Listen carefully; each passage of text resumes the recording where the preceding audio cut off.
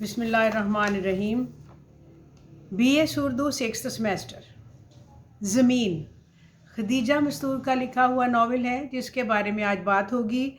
चंद लाइनों में खदीजा मस्तूर के बारे में बताया जाएगा जैसा कि दस्तूर है, और हर सवाल में आगाज़ इसी तरह से मुसन्निफ़ हो, शायर हो, उसी से ही होता है। चुनाचे खदीजा मस्तूर के बारे में पहले भी थोड़ा सा जिक्र हो चुका है, लेकिन चूँकि सवाल की डिमांड है इसलिए बताया जाएगा कि 1927 को बरेली भारत में पैदा हुई। उन्होंने इब्तदाई तालीम आला तालीम लखनऊ से हासिल की थी। दोनों ही लखनऊ से हासिल की। कुछ अरसा उनका क़याम बम्बई में भी रहा, लेकिन तकसीम हिंद के बाद उनका ख़ानदान लाहौर चला आया और उनके वालिद जो थे ब्रिटिश आर्मी डॉक्टर थे। उन्होंने कम उम्री में ही कहानियाँ लिखनी शुरू कर दी थी। बम्बई में जब उनका क़याम था तो उसके दौरान भी उनकी कहानियाँ लिखने का इस फ़न को खूब जला मिली, लेकिन उनकी असली तख्लीक़ात लाहौर के क़याम के दौरान हुई और खदीजा मस्तूर और हाजरा मसरूर को अहमद नदीम कासमी जैसी शख्सियत की सरपरस्ती हासिल हुई और इसके बाद तो वो मुसलसल कहानियाँ लिखती रहीं। उन्होंने भारत और पाकिस्तान के अदबी रसायल में कहानियाँ काफ़ी हद तक अपनी छपवाईं और उनका अफसाना मुहाफ़िज़ुल मुल्क बेहद मशहूर हुआ, जो एक ख़ास दौर की अक्कासी करता है। उनकी मशहूर अफसानों की जो तलाश थी वो गुमशुदा, दर्द, खेल, बौछार, चंद रोज़ भी काबिल कदर है। नावल निगारी बर्र-ए-सग़ीर पाक व हिंद की तक़सीम पर मुतअद्दिद नावल तहरीर हो चुके हैं, लेकिन उन सब में खदीजा मस्तूर का नावल आंगन बहुत अहमियत रखता है। ये नावल तक़सीम हिंद की तारीख़ है जिसमें जीता जागता मुआशरा दिखाया गया है। खदीजा मस्तूर का दूसरा नावल ज़मीन है, जिसमें क़याम पाकिस्तान के वक्त और उसके बाद के हालात थे उनको बड़ी फ़नकारी के साथ उजागर किया गया है। और ज़मीन जो तोसी, उसकी आंगन की तोसी इसको कहा जाता है, क्योंकि ये वहाँ से शुरू होता है जहाँ आंगन नावल ख़त्म होता है, इसीलिए इसकी तोसी कहा जाता है।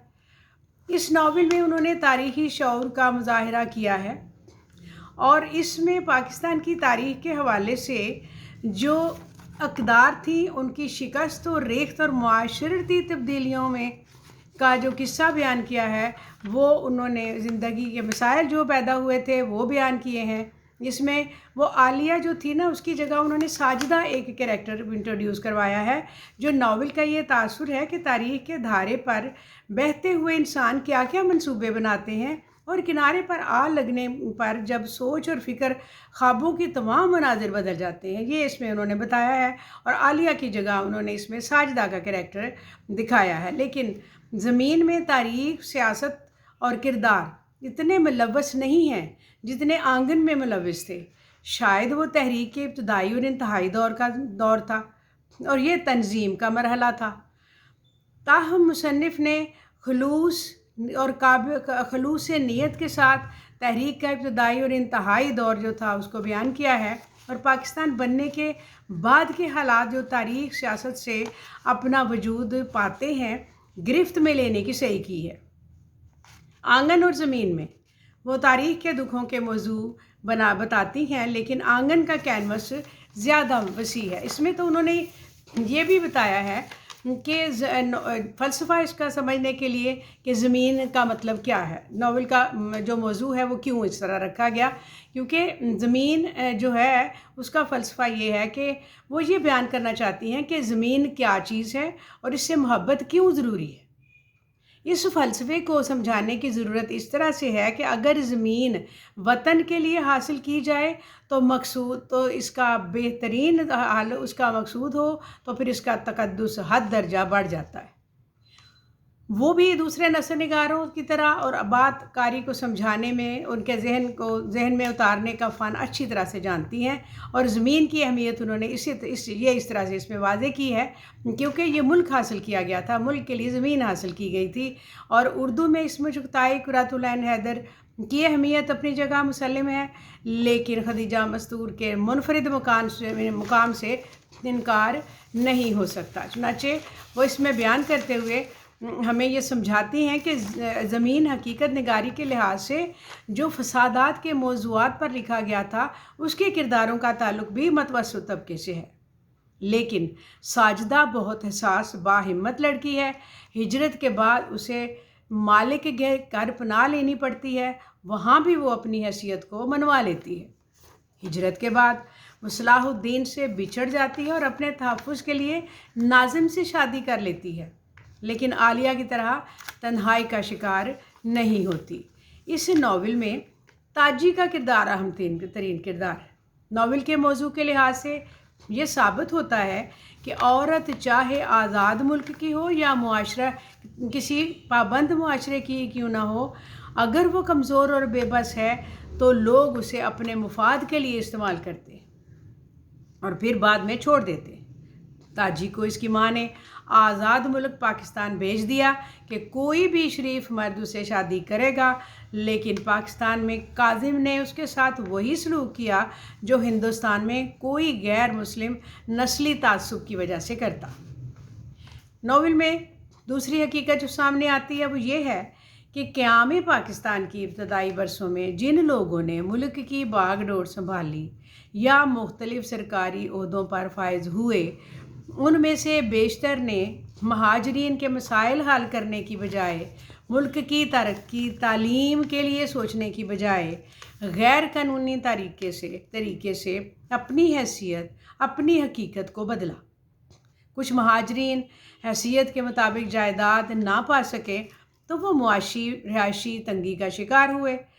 पाकिस्तानी मुआशरे की बदनसीबी की इब्तदा यहाँ से शुरू होती है। इब्तदा यही है कि वो लोग जो ब्यूरोक्रेट थे, जो पहले हुक्मरान हुए, उन्होंने अवाम की तालीम की तरफ कोई तवज्जो नहीं दी और अपनी हालात सुधारते रहे, अपने ख़ानदानों को नवाजते रहे, जो आज तक चला आ रहा है।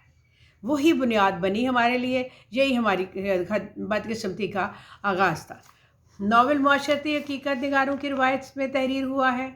तमाम किरदार एक घर में रहते हैं, मुतज़ाद तबक़ाती रवैयों ख्वाहिशों का इजहार करते हैं, मगर सलाहुद्दीन उमरा जागीरदार तबके की नुमाइंदगी करता है। काजिम का ताल्लुक़ ब्यूरोक्रेट से है। ताजी उस दौर की कमज़ोर औरत की दास्तान है। खदीजा मस्तूर ने साजिदा की ज़बानी अपने एहसासात और जज्बात कहलवाए हैं। नावल ने मुसन्निफ़ा की तरक्की पसंदियत वाज़ेह तौर पर बयान की होती है और उन्होंने समाजी ज़िंदगी के मसाइल की अच्छी और बेहतरीन अक्कासी की है। वो बुनियाद ही मादी हक़ाइक़ और समाजी शऊर पर करती हैं।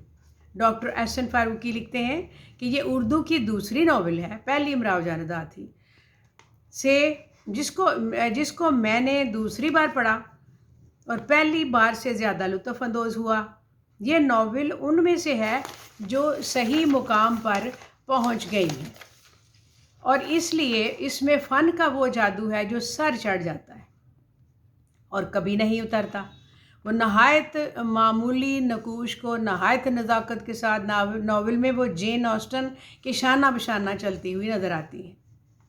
उर्दू की तरक्की पसंद अफसाना निगार खदीजा मस्तूर ने अपने मुनफरिद अंदाज से इस अहद के दीगर नावल निगारों में से अपने लिए रास्ता बनाया है।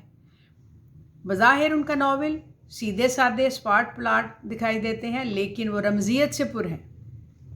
खदीजा को अगरचे शोहरत आंगन की वजह से मिली थी, लेकिन ज़मीन भी अपने असलूब तर्ज़ निगारिश, मुकालमा निगारी, जुज़ियात निगारी के हवाले से भरपूर है। ज़ुबान व असलूब भी अपनी मिसाल आप हैं। खदीजा ने किरदारों को पेश करने में मुबालगे से काम नहीं लिया। मनाजिर मुकालमे किरदारों के अमल के लिए ऐसे असलूब को इख्तियार किया है जिससे कारी भी खदीजा के साथ सफ़र करता हुआ नज़र आता है। उनके नावल उर्दू अदब में काबिल कदर अजाफ़ा है। और ये वाली हकीकत जो आंगन तहरीक पाकिस्तान के दौरान पेश आने वाले वाक़यात और हालात के बारे में था, और ज़मीन उससे आगे शुरू हुआ जहाँ पर आंगन ख़त्म हुआ था, यानी पाकिस्तान में सेटलमेंट का का वक्त आया था। तो उस वक्त जो लोग हुक्मरान हुए कायद आज़म के बाद, उन्होंने अपनी सुधार को अहमियत दी بجائے اس کے کہ جو مہاجرین تھے ان کو بساتے، جو تعلیم کی طرف توجہ دیتے۔ نیا ملک تھا، بہت سے ہزاروں مسائل تھے، لیکن انہوں نے اپنے آپ کو سنوارا۔ یہی آج تک بات چلتی آ رہی ہے، اس میں اہم ترین مسئلہ یہی ہے۔ سوال آئے تو اس کو اس نقطۂ نظر سے دیکھنے کی ضرورت ہے۔ چنانچہ اس کو لنک کیجئے، شیئر کیجئے، سبسکرائب کیجئے، اور اپنے سوالات جب تیار کیجئے تو اس کو ضرور پڑھ کے اس میں شامل کیجئے۔ شکریہ، السلام علیکم۔